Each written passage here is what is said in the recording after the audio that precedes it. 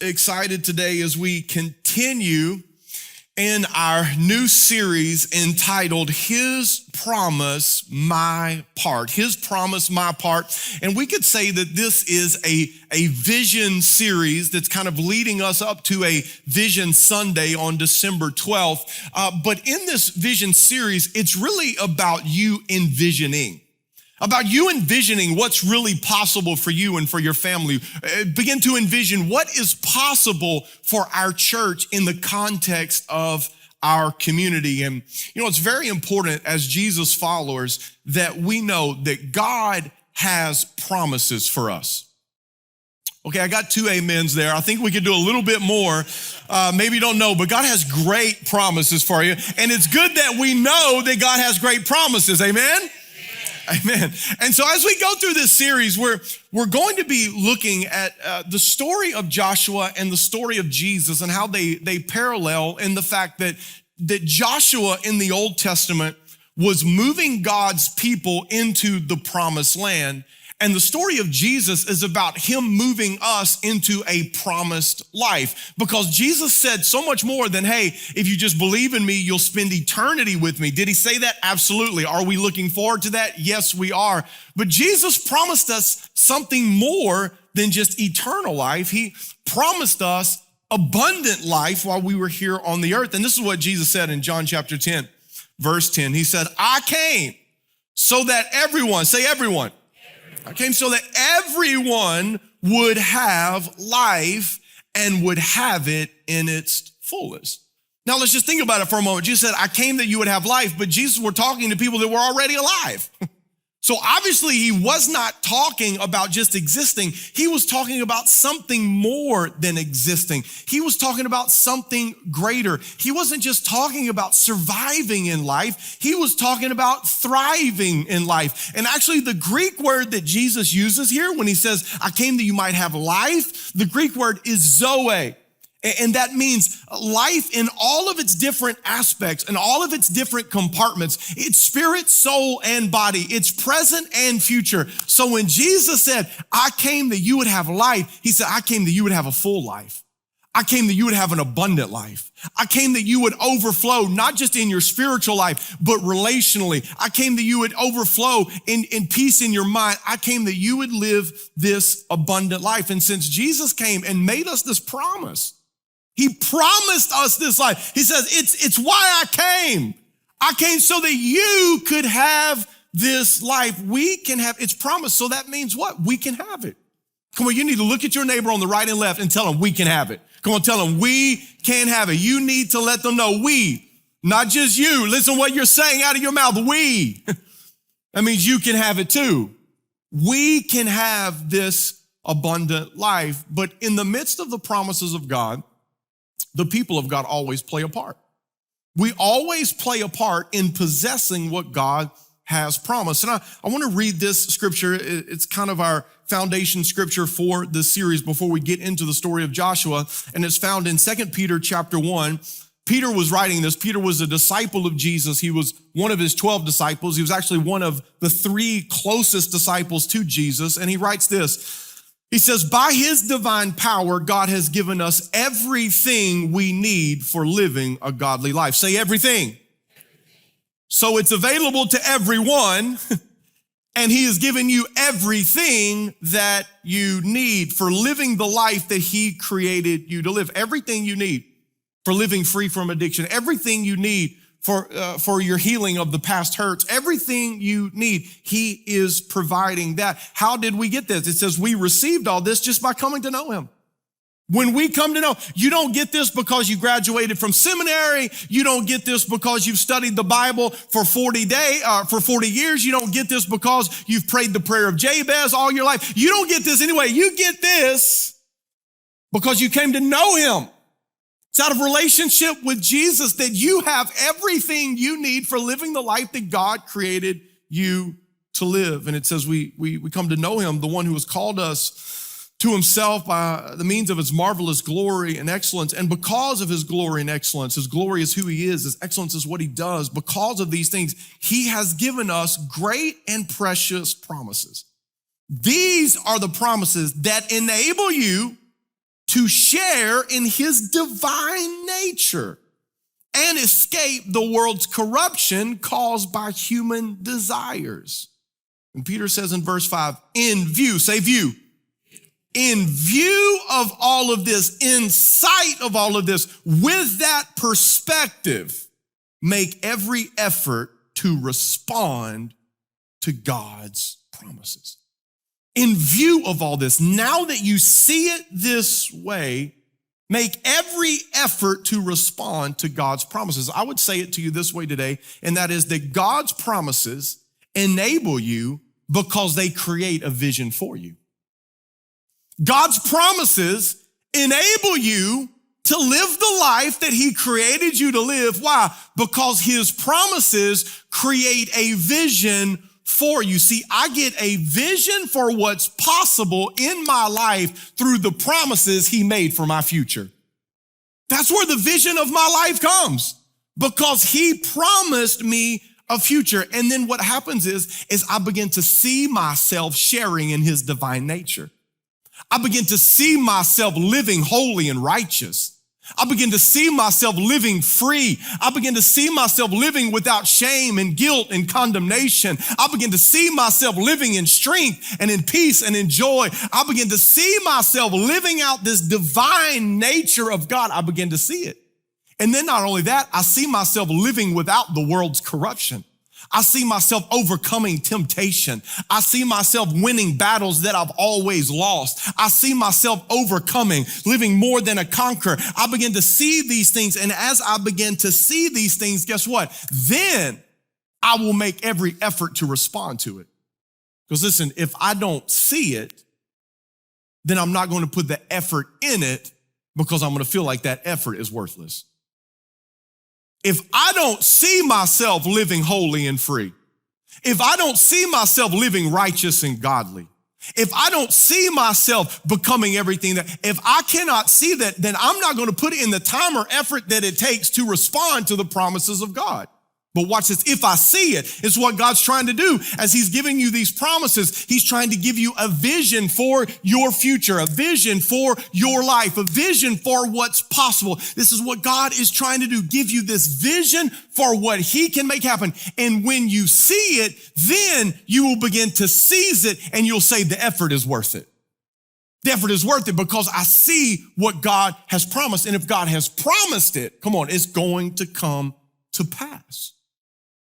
So it takes us to the story of Joshua. And if you missed last week, you can go back and listen on a podcast. You can find us on YouTube if you want to go back and build some deals. But let me just catch you up real quickly. Where we are in the story in the Old Testament is that God's people, the Israelites, they've been slaves in Egypt for approximately 400 years. There's a man by the name of Moses is leading them out. He goes, he talks to Pharaoh through a series of events. Now they are coming out of Egypt. They come to this Red Sea. They're blocked. Now the Egypt has changed their mind. The army is chasing them down from behind.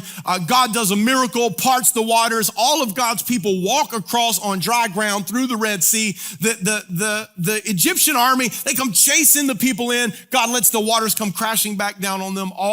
Every single person in the army of Egypt drowns right there before them. They get on the other side and they are on the doorstep of their destiny. They are on the doorstep of this promised land that God had told them, I am bringing you into this land. This land, it Bible says it flows with milk and honey. It means that it is abundant. It is prosperous. It is fertile. It is a good land. And God said, this is where I am taking you. And so Moses decides he's going to send 12 spies into the land.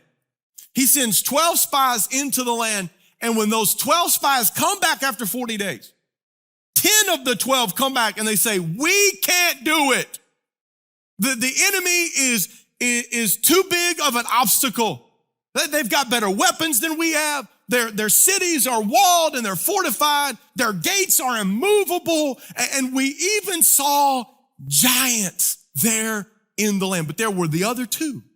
And the other two, Caleb and Joshua, said, we can do it. Let us go at once and conquer this land. They had that we can attitude. And so what we could say today is that Caleb and Joshua were living in view of all of this.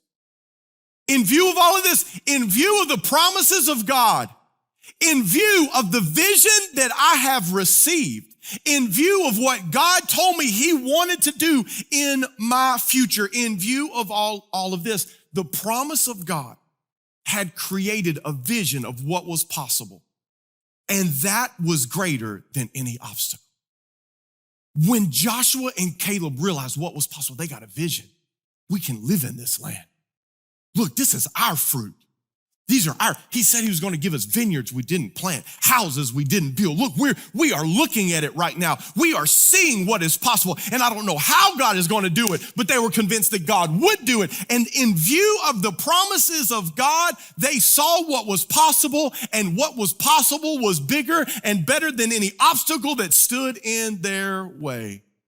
So what I said last week, and we'll put it back on the screen for today, is that God's promises make things possible, but you make God's promises unstoppable. God's promises make it possible. There was nothing that we can do to make it possible. God has made it possible. But God made this promise possible to all 12 of the spies. They all had the same information when they walked into the land. They all knew. Moses had told them, this is the land that God has given us. That same God that just parted that water and you walked across on dry ground. That same God that just drowned your enemies. That same God that's been feeding you out here. That same God who's been doing all of these miracles. He said that land is your land. They had the same information. But 10 spies came back and said, we just can't do it. See, God's promises made it possible for Joshua and Caleb. But it's you partnering with the promises of God that make it unstoppable in the earth. Because the 10 spies that said we can't, guess what? They didn't. And the 2 spies that said we can, guess what? They did. And the story goes on, and what happens when the spies come back, God's people, the Israelites, they get in agreement with the we can't. They hear about the giants and the walled cities and all the obstacles, and they say, we can't do it. We should have stayed in Egypt. Why are we out here? Moses, you tricked us. They get in agreement with the we can't, and they don't, which leads them to 40 years wandering in this wilderness, of which every single person over 20 years old coming out of Egypt would die. A whole generation could have moved into abundance. They could have moved into a fertile land. They could have, listen to me, they could have lived in the promise of God. It was possible. God made it possible. But they all died in the wilderness. Why? Because you make God's promises unstoppable. And you have to get into the agreement with the we can and not the we can't. So whenever we read this story, listen, and I say this a lot, but whenever you read the Bible, always put yourself in the story. Whenever you read the Bible, put yourself in the story, because knowing the story is one thing, growing from the story is another thing. Knowing the story is one thing, but growing from the story is another thing. You see, knowing the story is just information. Growing from the story is revelation. Revelation is when you ask yourself this question: what does that mean to me? What does this story mean to me? As I read, what does this mean? I'm not reading for information. I'm reading for revelation. I want to know, what is God saying to me through this story? And so we want to grow in this revelation. It's one of the reasons why right now in 2021 here at Northpoint, we say this is our year of application. And at the end of every message and at the end of today, we're going to do a lead acrostic, because we said in this year of application, we want to lead ourselves well. How is that possible? Well, that's from learning, evaluating, applying, and then doing it again. Revelation is this: what am I learning? What did I learn from that story? What did I learn from this sermon? What did I learn from today at church? What did I learn? And then I begin to evaluate. What does that mean to me? The information has to then become evaluation. What does this mean to me? Then it leads me to the application. You see, if there's not a changing of application in your life, there's a lack of revelation in your life. It's not information that leads you to change. It's revelation that leads you to change. Because the only way you change your life is when you take the information and say, okay, what does this mean to me? What does this mean for my marriage? What does this mean for my relationship? What does this mean for my finances? What does this mean for my prayer life? What does this mean to me? And so whenever we read the Bible, we don't ever want to read it just for information. We want to read it for revelation. Because here's what happens. Sometimes too many people too many people are only only learning life lessons through their own life. They're just learning it from their own successes and their own failures and their own struggles and their own hard times and their own mistakes and their own victories. They are learning all of their life lessons through their own life. But do you know that you can actually learn life lessons from other people?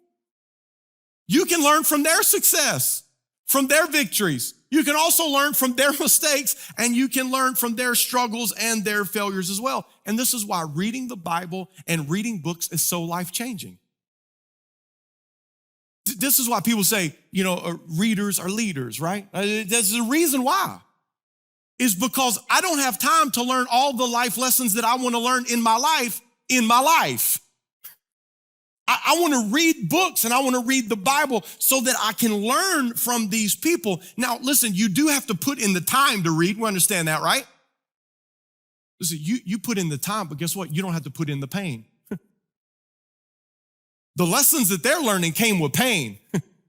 The lessons they're learning came through mistakes and failures and heartbreaks.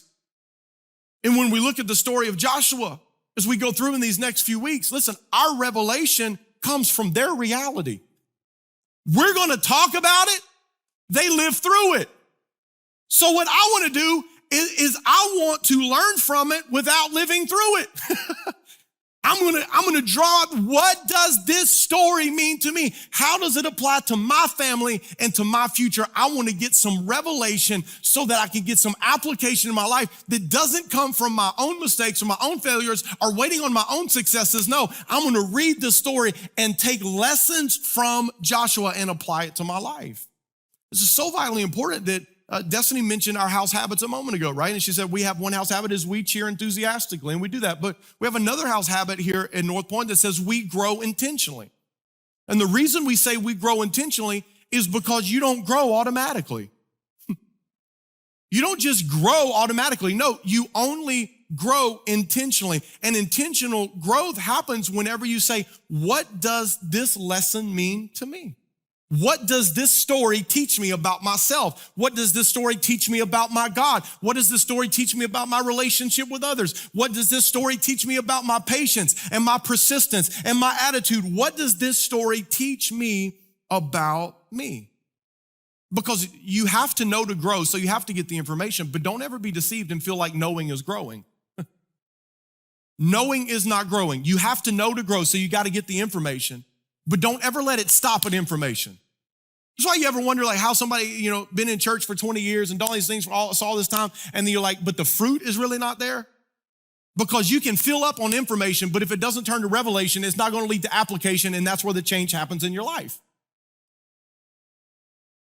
So last week, we talked about Joshua and Caleb. We talked about them living with this expectant attitude, that your expectant attitude is the first step into you moving into the promises of God. It's the first step. The first step you will take before you do anything else, before you ever take any action, the first step you're going to take is an internal expectant attitude that's going to begin to move you closer to the promises that God has for you. And so after 40 days of scouting this land, Caleb and Joshua, they come back. As we said a moment ago, they come back and they say, we can conquer this land. Now, it was good that they had that attitude after 40 days. But now the challenge becomes not just attaining an expectant attitude, but maintaining that attitude. Not just having that attitude for 40 days, but how do you keep that attitude for 40 years?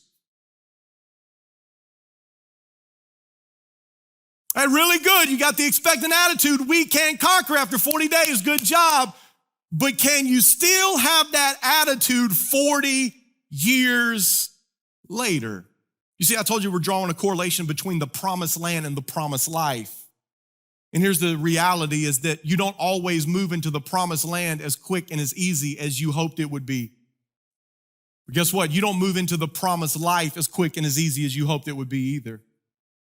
Man, I wish there was just one prayer that we could pray. I wish there was just one service that we could attend. I wish there was just one person that could lay hands on us. I wish that it was just one thing, one moment, one service, one prayer, one day, one song. I wish it was just like that. But the process of moving into the abundant life is the same process that we see here, is that it doesn't always happen as fast or easy as we would like it to.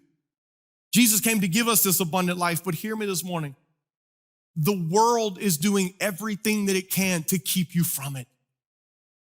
Jesus promised it, and he says, it's possible for you to live in victory. It's possible for you to live in freedom. It's possible for you to overcome. It is possible, but hear me, the devil and all of his forces are doing everything that they can possibly do to keep you from living out that abundant life that Jesus came to give you. And this is what I found. I found that if the enemy can't scare you out of what's possible with giants, then he will attempt to wear you out of what is possible with time.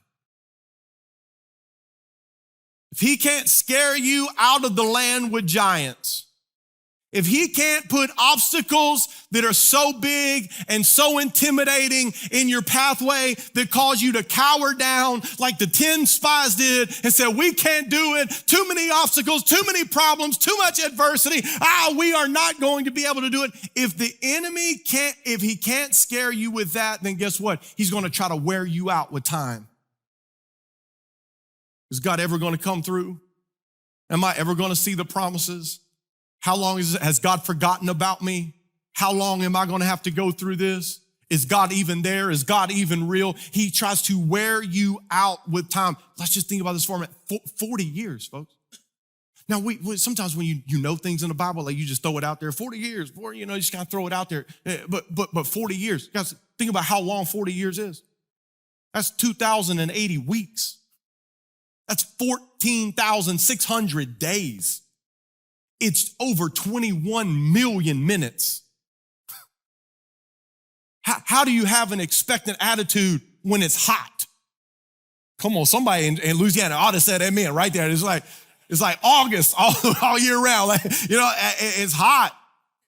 They're eating the same food every day.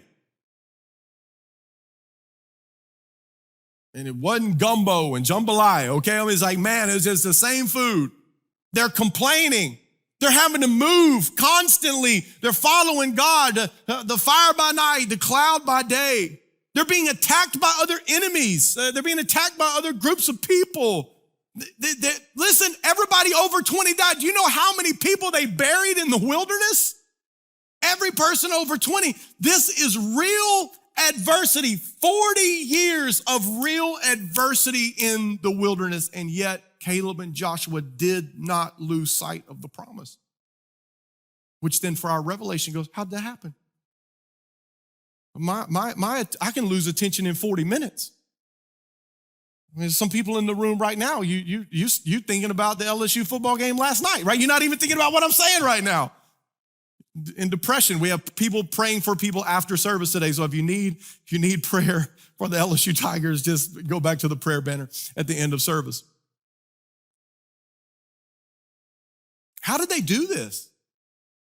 40 years having an expectant attitude. Well, the verses we're about to read, they're actually recorded later in the story. They're actually recorded after they move into the promised land. But these words give us clues. They give us clues to how Joshua and Caleb made it. They give us clues to how they made it through 40 years in the wilderness and how they made it into the promises of God 40 years later. And as you read the Bible, what you discover is that there are patterns and templates for your life. They're patterns. God gives you patterns. And if you don't go in for revelation, you miss the pattern. God gives you templates for the way you should respond. He gives you some templates for you to fall into and pattern your life after. But if all you're doing is information, reading the story, you're like, oh, that's so good for Joshua and Caleb. I'm so proud of them. No, it's bigger than Joshua and Caleb. God is trying to get a message to you. So how did they do this? Let me just give you real quick. We're just going to run through this. And I'm just going to give you quickly, as we wrap today, 5 lessons to maintaining your attitude and experiencing abundance. Five lessons. How do you maintain your attitude and experience abundance? And it comes from this in Joshua chapter 14, verse 6. This is Caleb speaking to Joshua here. And this is what he says. It says, Caleb said to Joshua, remember what the Lord said to Moses, the man of God, about you and me when we were at Kadesh Barnea. I was 40 years old when Moses, the servant of the Lord, sent me from Kadesh Barnea to explore the land of Canaan. That's the promised land. I returned and I gave an honest report. But my brothers who went with me were frightened, and they frightened the people from entering the promised land. For my part, I wholeheartedly followed the Lord my God. So that day, Moses solemnly promised me, the land of Canaan, on which you were just walking, will be your grant of land, and that of your descendants forever, because you wholeheartedly followed the Lord my God. Now, as you can see, the Lord has kept me alive and well as he promised for all these 45 years since Moses made this promise, even while Israel wandered in the wilderness. Today, I am 85 years old. I am as strong now as I was when Moses sent me on that journey. I can still travel and fight as well as I could then. So give me the hill country that the Lord promised me. You will remember that as scouts, we found the descendants of Anak living there in great walled towns. But if the Lord is with me, I will drive them out of the land just as the Lord said, or just as he promised. 5 lessons, five points of revelation. I want you to write these down because I believe they're going to become a pattern and a template for you even this week of how do you maintain an expectant attitude and live in the abundance that God created you for. Number 1 is this: meditation. Meditation. Now, when I say meditation here, what I'm specifically talking about is this definition of meditation: extended thought, reflection, or contemplation. Extended thought, thinking deeply, reflection, reflecting back upon something, and then contemplation. This is what Caleb said to Joshua right there in verse 6. He says, remember what the Lord said to Moses, the man of God, about you and me? Remember? That was 40 years ago, people. Well, I can't remember what happened 4 days ago. He says, hey, 40 years ago, do you remember what the man of God said about me and about you? You see, here's what I'll tell you. You choose the stories that you remember. You choose the stories that you remember, because it wasn't just Moses that said, hey, you're going to go into that land. You're going to possess that land. The place where your feet are walking, it's going to be yours. That was not the only person that talked to him. I can promise you those other 10 spies were talking to him as well. You are an absolute moron for thinking we can win this. You are an idiot. You are going to die. Who in the world do you think you are? There were so many stories that were spoken. And here's what for us, so many times we have so many words from other people in our head that we forgot the word that God spoke to us. You choose the stories that you remember. And if you choose the stories that you remember, guess what? You need to be around people who are telling the right thing. And you can almost see this with Caleb talking to Joshua. He's not like saying, hey, let me go back and remind you. He says, hey, Joshua, come on, you remember too. Because we've been talking about this. This is how we made it. Don't you remember the word that he spoke to me? You see, you choose to meditate on the stories, and you get to choose the stories that you meditate on, that you give extended thought to, that you reflect on, that you give contemplation to. So if you spend your life reflecting on what your 6th grade teacher told you when she told you that you can't, or you won't, or you never would, or you reflect upon the words that your father or your mother said over your life, and you reflect and you contemplate and you give extended thought to all of the limitation and all of the labels that they put on you, but you forgot what God said about you, that he said you're more than a conqueror, that I knit you together perfectly in your mother's womb, that you are not a mistake, but that you are perfect. You are a masterpiece. You are a perfect work of art on this earth. And I put you here to bring heaven to earth, my kingdom and my glory. That's what I want to do in you and for you. You see, you choose to reflect upon the story. It's your choice. It's your choice. You get to choose. So what are you meditating on? What are you meditating on? Are you meditating on what other people have said to you and about you? Or are you meditating, giving extended thought, reflection, and contemplation on what God said about you? It's one of the ways to keep in an expectant attitude and moving into abundance is remembering what God said. Then we move into the second key that we see there, and that's freedom. Freedom. He said this in verse 7 and 8. He says, I returned and I gave an honest report. But my brothers who went with me frightened the people from entering the promised land. But for my part, I wholeheartedly followed the Lord my God. I want you to see this. Man, Caleb is free. He's free. He hasn't picked up any resentment or regret along the way. He's free. There's no resentment and there's no regret. He actually calls these people, listen, the people that cost him 40 years in the wilderness for not believing the promise. He doesn't say, man, those sorry folks, Joshua, you remember them. Those cowards, man, they cost us. He says, man, it was my brothers and they were just frightened. They were my brothers. What? He's living free. He's not pointing the finger and blaming them for the last 40 years. He's not blaming them for eating the same thing when he could have been eating all the grapes and all the good food. He's not blaming them because they were out there living in the wilderness. He's not blaming. He's not pointing. There's no resentment. He's free from all resentment. But you know what else he's free from? He's free from any regret.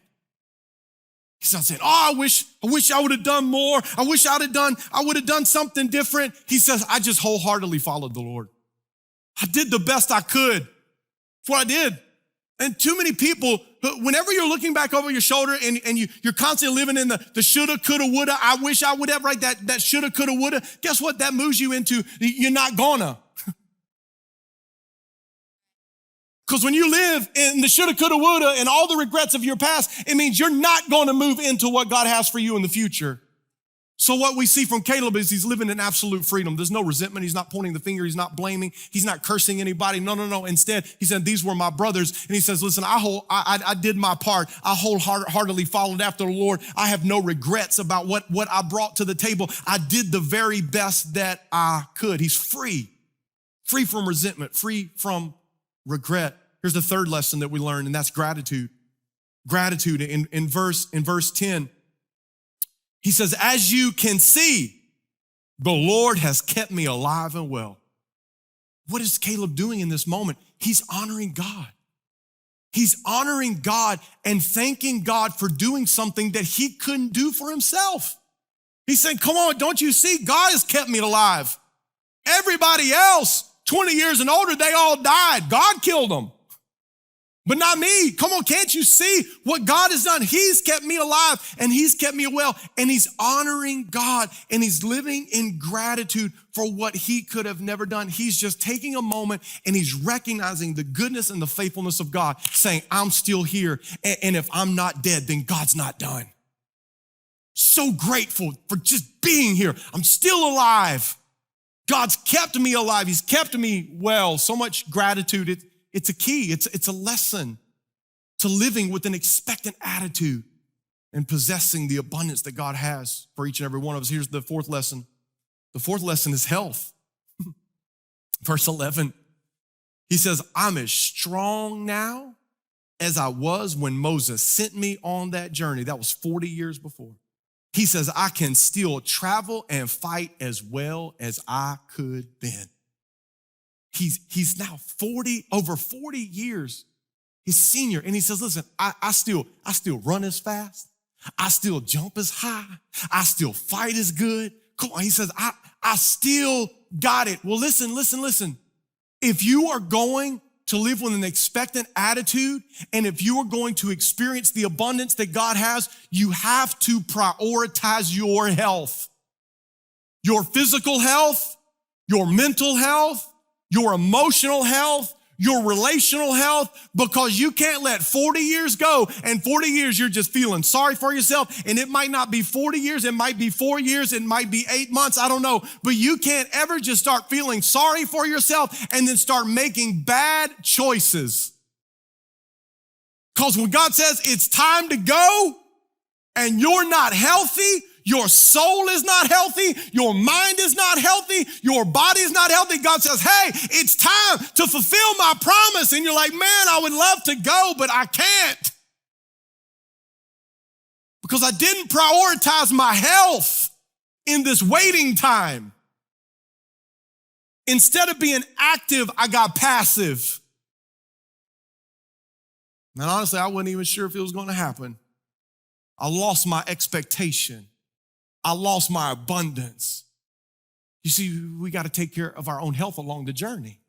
Because when God says it's time to move, we got to be ready to move. We got to be like Caleb saying, I'm as strong as I've ever been. I'm more in love with Jesus now than I've ever been in love with Jesus. I love people now more than I have ever loved people. I am freer than I have ever been in my life. I'm not holding on to anything in my past. God is healed. I am stronger now, more filled with more fight than I've ever been filled with in my life. I'm healthier today than I was then. Which takes us to the fifth lesson that we learn. How do you keep an expectant attitude? How do you possess that abundance? And the last one is to dream. It's a dream. This is what he says in verse 12. He says, so give me the hill country that the Lord promised me. I mean, it was his promise. 40 years later, I'm still strong. 40 years later, I'm still grateful. 40 years later, I'm still free of all resentment and all regret. 40 years later, I'm still here. I've been thinking and meditating on the right stuff. And he says, you'll remember, Joshua, that as scouts, I love this, we found the descendants of Anak. That's giants, by the way. He didn't pick the place where the small people lived. He picked the place where the big people lived. He didn't go after the weak. He said, give me that hill country where the strong people are. He says, you'll remember that as scouts, we found the descendants of Anak living there. And not only were they there, they had great big old walled cities. A lot of obstacles there. He says, but if the Lord is with me, I will drive them out of the land just as the Lord said. What does this tell you? What lesson does this give you about living with an expectant attitude, maintaining that expectant attitude, and moving into the abundance that God has for you? I'll let you know that Caleb has been dreaming about this moment. 40 years dreaming about this promise being fulfilled. 40 years thinking about those giants going down. 40 years thinking about taking those walled cities for the glory of God. He's been dreaming about this moment. And here he is standing with Joshua. He says, don't you remember the promise? He gave it to me. And I've been dreaming about that promise ever since. And he says, if God is with me, then I will drive them out. If God is with me like he promised, then I will drive them out. Listen, as we wrap it up. Caleb hasn't just been dreaming about God's promise. He's also been dreaming about his part. He's not just dreaming about God's promise that one day this is going to be my land, and maybe when I get there, God will have killed all the giants for me, and he'll have flattened all the walls, and I'll just walk right in there, and it'll be easy. No, he said, Joshua, I'm strong because I know a fight's coming. I need you to know that I'm in a good place right now. I know it's going to be a battle. They got walled cities, and there's giants there, but Joshua, please give me that plot of land that God promised me. He hasn't just been dreaming about the promise. He's been dreaming about the part that he would play. Seeing himself, envisioning himself, taking down the giants, envisioning himself breaking into those walled cities. He's been dreaming about that breakthrough, dreaming about that change, dreaming about that abundance that God said is yours. And let me tell you, the same thing that carried Caleb into the promised land is the same thing that will carry you into the promised life. It's the same 5 things. It's meditation. What are you choosing to remember and reflect on? You're choosing to remember something. You're choosing to remember some story and some label. Every day you reflect and contemplate something. Is it the I can or the I can? Is it what somebody else said about you, or is it what God said about you? If you want to move into the promised life, it's got to be the meditation. There's got to be freedom. Same thing for Caleb and Joshua. It's the same thing for us. You can't move into everything that God has with resentment in your heart about what other people did. You can't walk into the abundant life living in unforgiveness, pointing the finger at other people, blaming them for everything that happened to you. You can't do it. You can't move into the promised land living in regret. The coulda, shoulda, woulda, I wish I would have. If you live with the woulda, coulda, shoulda, you're not gonna. You gotta get free. How do you move in? You move in with gratitude. Honor God and give thanks to him. Man, I'm still here. Whew, I'm still here. Wasn't easy, but I'm still here. Wasn't always pretty, but man, I'm still here. 10 years ago, I never thought I would be in church on a Sunday morning in November, but here I am. I'm here. I'm grateful. I'm grateful. Health, you gotta stay healthy. Listen, you can't overflow with your life out of control.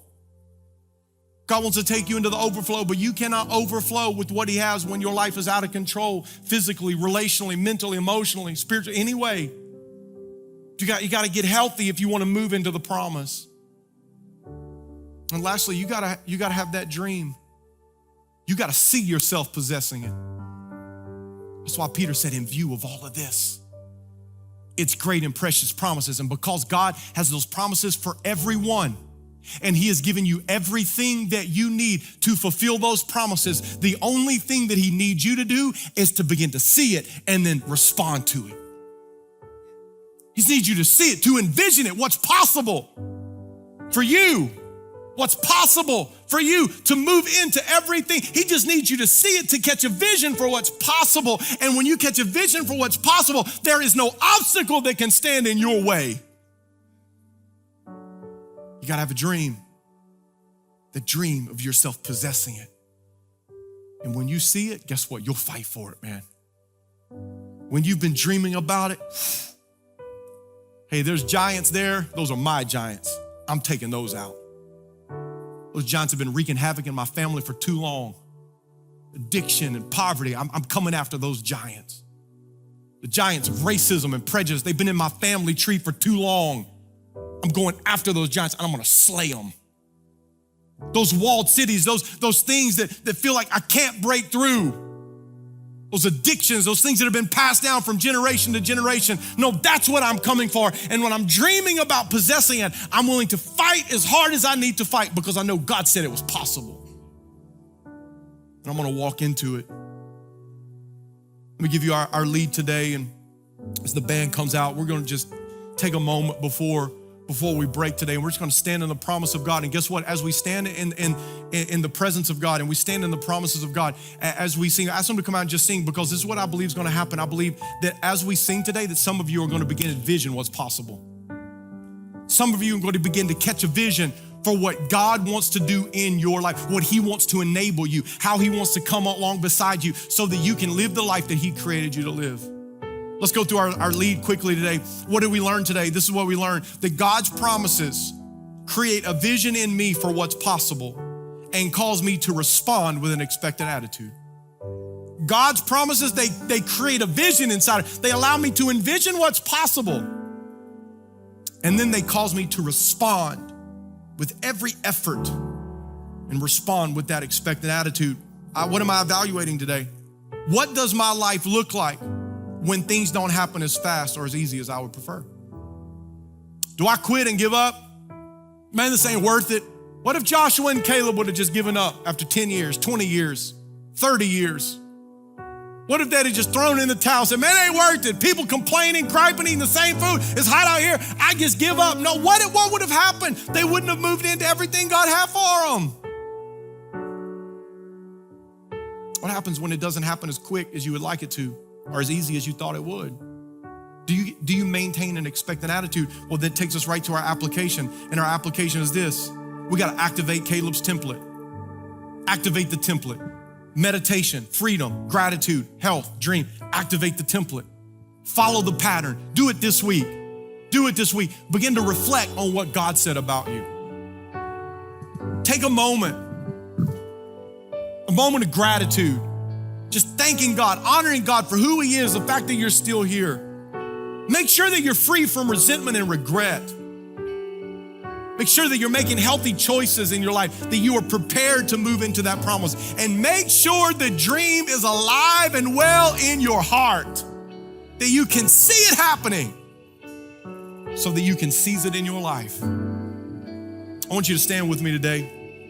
And then the D is always the same. We just keep doing it again and again and again. We keep envisioning and we keep moving and we keep conquering and we keep overcoming because of the power of God that exists within us.